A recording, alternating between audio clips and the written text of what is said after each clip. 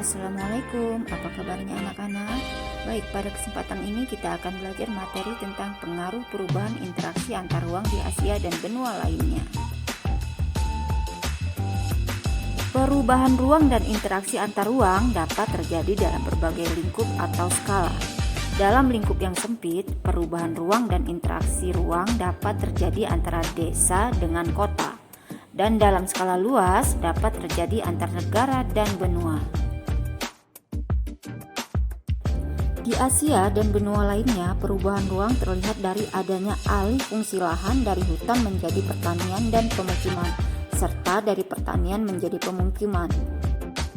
Banyak daerah di Asia berubah menjadi daerah perkotaan.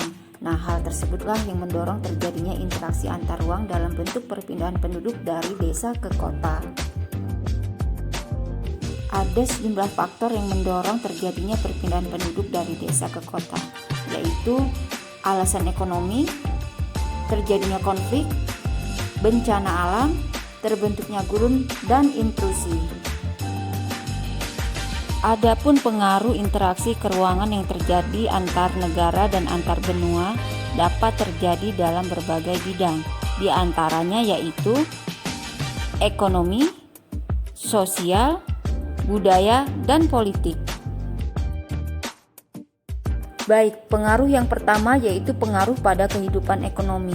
Pengaruhnya yaitu terpenuhinya akan kebutuhan barang dan jasa pada masing-masing negara.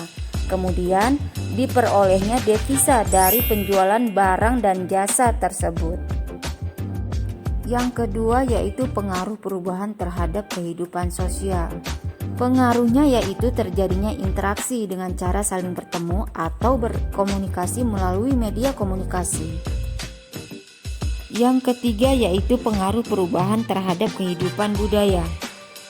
Pengaruhnya yaitu terjadinya perubahan kebudayaan, misalnya cara berpakaian, cara berbicara, selera musik, menu makanan, dan lain-lain.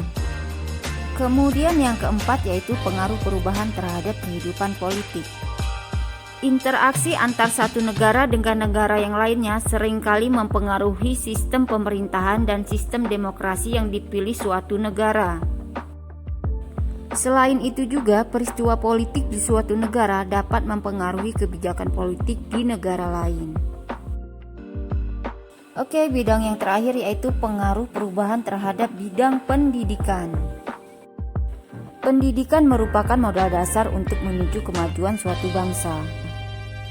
Di banyak negara, akses terhadap pendidikan menjadi semakin baik karena negara berupaya memberikan fasilitas pendidikan sampai ke desa, sehingga banyak penduduk desa yang melanjutkan pendidikannya ke kota.